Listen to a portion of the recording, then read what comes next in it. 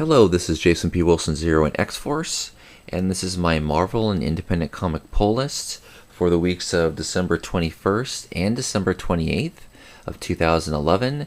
Today is January 4th, 2012. I want to start off by saying Happy New Year to everyone. Hope you all had a great holiday season, and I hope you have a great year here in 2012. I definitely have been very happy with the comics that came out in 2011, and I'm very much looking forward to reading the first week that I've picked up already of 2012. Now, I won't be posting the comics I picked up today because I haven't yet read them all, but I am posting the weeks I just mentioned, the last 2 weeks of 2011, and we're going to start off here with Marvel, and we're going to start with Captain America. Now, I have a triple attack here of Cap.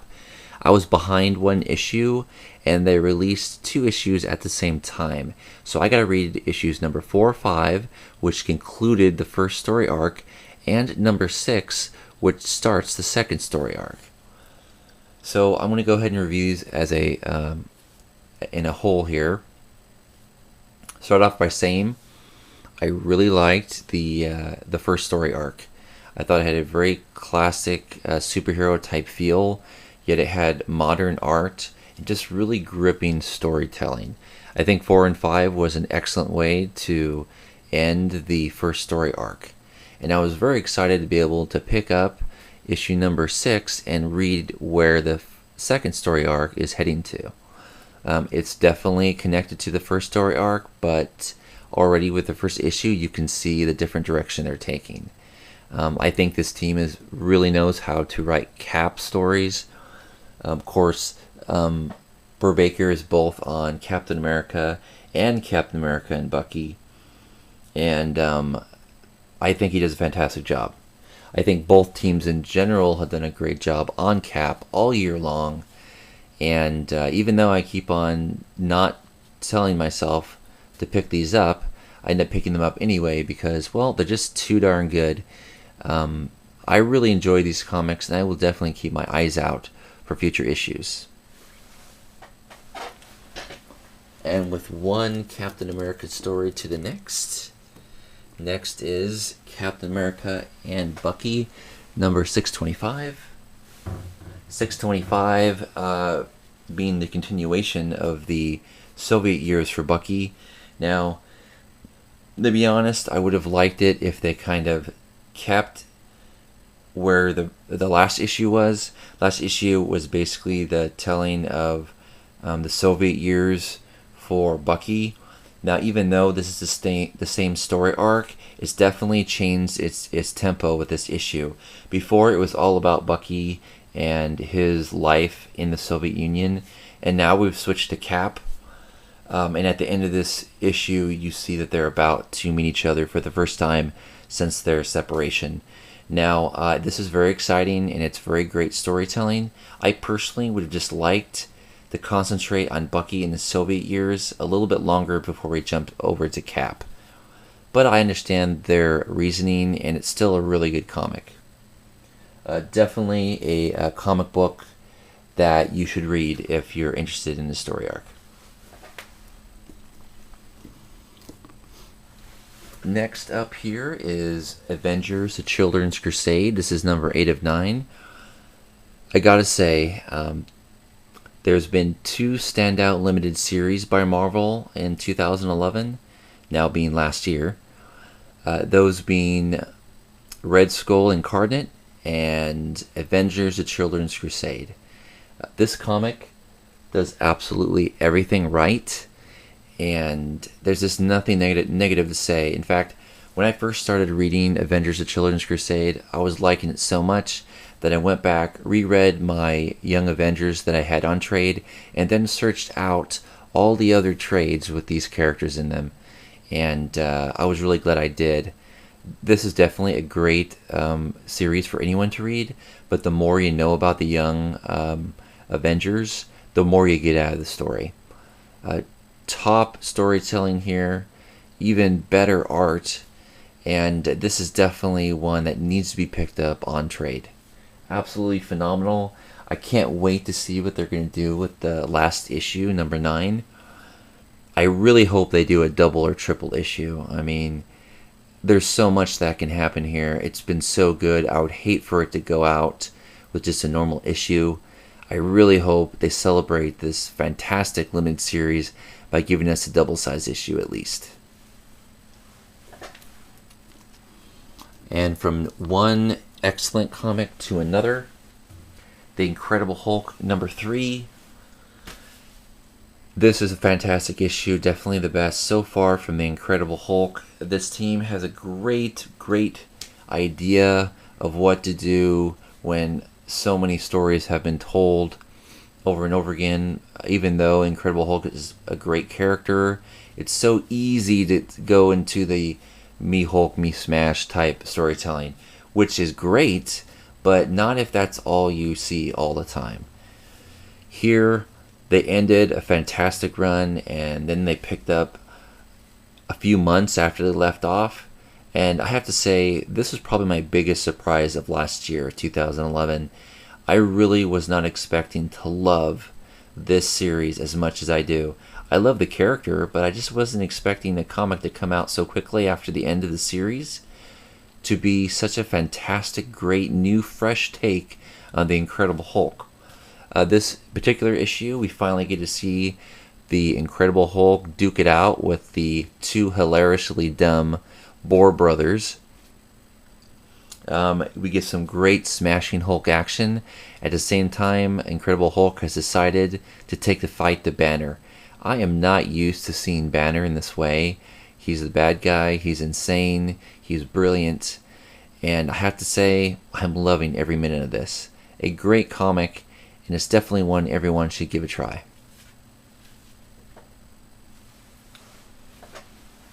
Next up here is FF #13. Now, at this point, I'm not sure if I'm going to be continuing to read FF or the Fantastic Four. I just noticed that it's either all in or all out. And with all the comics that I'm loving to read right now, this is still a great comic, but I keep on fighting with myself. Do I pick up another issue?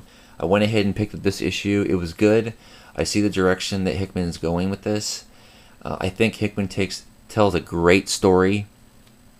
For me personally, though, I'm going to have to resist picking this up because I think his story will be best told in trade.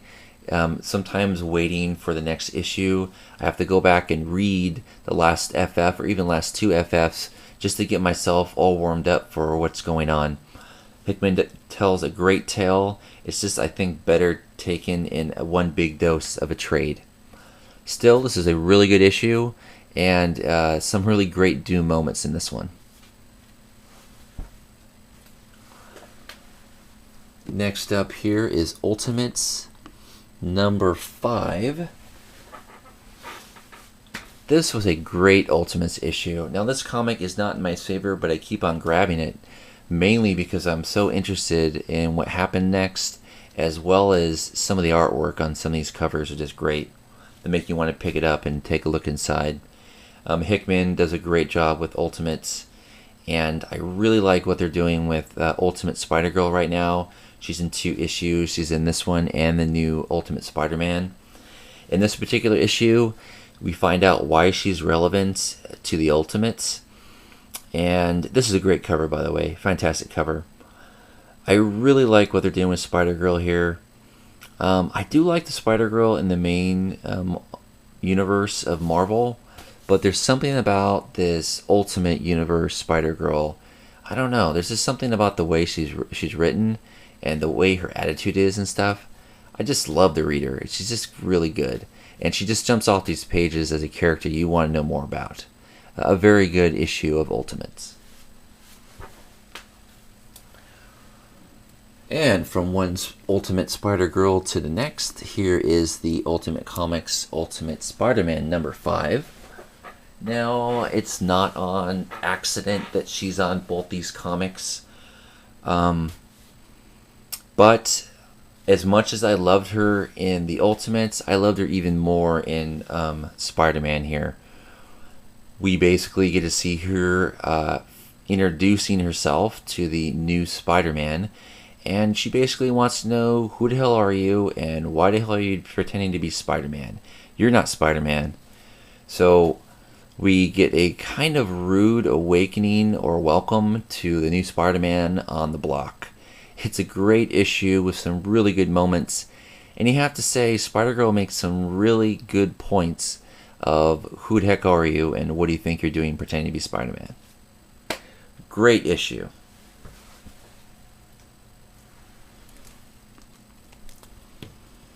Next up here is Regenesis Uncanny X-Force number 19. Now, this is really different because, well, if you hadn't noticed, Uncanny X-Force is popping out quite often this last few weeks. We get number 18, and immediately we get 19, and I just picked up 20. So, obviously, they have different teams working on this book here. And this is the first time, really, someone else has done the Uncanny X-Force. So, how they do? Well, I have to say, it's definitely, for any X-Force fan, it's definitely a must-read. You definitely want to read this story. The artwork is very different. I kind of like it, but I do miss the main X-Force team. But I kind of understand why they're doing this. They want to pop out more X-Force. I just hope they don't kind of ruin it the way they kind of ruined some of the X-Men books by having so many teams work on it that you're not sure what you're going to get each time you get a comic. But with that said, it's still number 19 was a really good little story here. It's a setup for what's about to come. At the same time, you get a little cool downtime with some of the heroes. I mean, we've had some big events happening with the Uncanny X-Force, so this is definitely an issue that was needed. But even though I really like this artist, I think, especially with Wolverine and Deadpool, I think they did a great job. And as well, I kind of like the way they did Psylocke in this one too. But still, I do prefer the main team, and I can't wait till they're back on this book, which I believe is the other issue that I hadn't read yet, number 20. But still, it's a good issue, and I guess even X-Force can escape the Regenesis. And from one Regenesis to the next, number 3 of Wolverine and the X-Men. This was quite a funny issue. One thing I'm loving about Wolverine and the X-Men is just hilarity. I mean, every comic has a lot of humor in it. I think similar to the humor that you find in Avenging Spider-Man. It's fun, it's serious, but at times you can see it's making fun of itself. This is a really fun issue. Here's the troublemaker here. Pretty funny. Remember when Wolverine was cool? Me neither. Pretty funny. He is a good little school nemesis for Wolverine, and hilarity ensues in this issue. I do enjoy, my X-Men, especially with Wolverine, with a serious tone, but it is such a nice breath of fresh air to have this team doing this book. It's fun to look at, it's fun to read, and I hope they keep up the great work. And last for my Marvels, before I start doing independents, is X-Force number 19. This is the end of the story arc, Adventures in Babysitting. Quite a fun little adventure we had. The new X-Force I picked up today, and I did read it. And I have to say, I do like, Jubilee and all the stuff's going on with that issue. But focusing on the end of the story arc, I liked it. It was not a serious story arc. There's really not any repercussions of what happened in those 3 issues. It was basically a nice nod to 80s movies, basically. The whole adventure was like, it ended the same way you think it would, right? The parents come home and Reed Richards is like, how was your night? And everyone's on the couch. Oh, If we wore them out, they're tired, they're sleeping all on the couch and stuff. So I kind of knew it was gonna end that way, but still, it was fun. Again, it didn't take itself seriously. They're fine with kind of writing these X-23 stories without any connections to any other books. In fact, just lately, there's probably been more connections to the FF and Fantastic Four comics than to the X-Men comics. And I think they're doing that on purpose to kind of keep her distance from all the X books. But a real fun run, and definitely one that you should read if you're interested in X-23. And if you just want a nice light adventure, it's definitely worth taking a look at when it comes out in trade.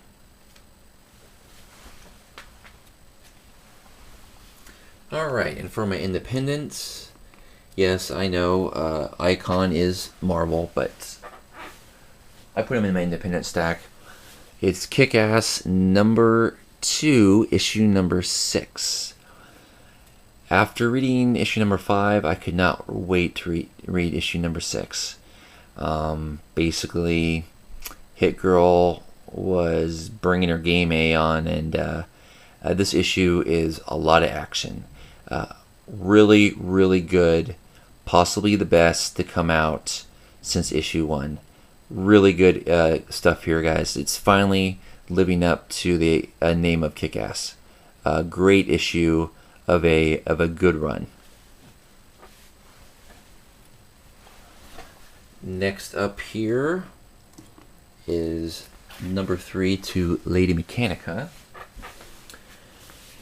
Let me say that, this took a long time to come out. I love number 1, love number 2, I love Zero issue, and I'm really liking issue number 3. Image, does a fantastic job with this comic. A really unique character. I kind of like to think of her as a mix between Laura Croft and Psylocke. That's kind of the attitude and the look that they have her in here, and I just wish it came out more often. I definitely went back to read the last issue to kind of get myself warmed up, because it had been quite a long time since issue number 2 came out. Still, it's definitely worth the wait. I think what keeps me from just waiting until the trade comes out, getting the story all at once, is these fantastic covers. Image does great covers with Lady Mechanika. I almost want to get every one. Like, I want to get the second printing and the third printing and the special edition ones. But at least if you're just collecting the main regular issues, they still have incredible, beautiful artwork. A great issue and a great cover. And finally up here is Monocyte number 2. As much as I was impressed with issue number 1, I'm even more blown away with issue number 2. Let me just say, guys, if you want to read an incredibly unique and original, yet captivating and intense and interesting comic book, you want to be picking up Monocyte. Go pick up issue number 1 and grab issue number 2. This is one of the most unique characters I have ever read, and I am just enjoying the ride. The team here that did Monocyte has been doing a fantastic job. I was sucked into issue number 1, and here, issue number 2, I just can't wait to issue number 3. One of the best new comics that I've read, and definitely the best series that IDW has ever produced. And it's only 2 issues in. I can't give this particular comic enough praise. Definitely, guys, go pick up Monocyte, or you don't know what you're missing. If you guys are going to wait, when you see this on trade, you jump for it, because this is a story you got to read. Awesome, awesome all the way. Monocyte number 2, my highest recommendation. And with that said, those are my comics for the last 2 weeks. Again, I'm going to be posting my DC here shortly after. And I'm curious, guys, are you guys picking up Monocyte? I hope you are. Tell me what you guys think of these comics, any of these that you also picked up. And with that said, thanks for watching, and I'll see you next time.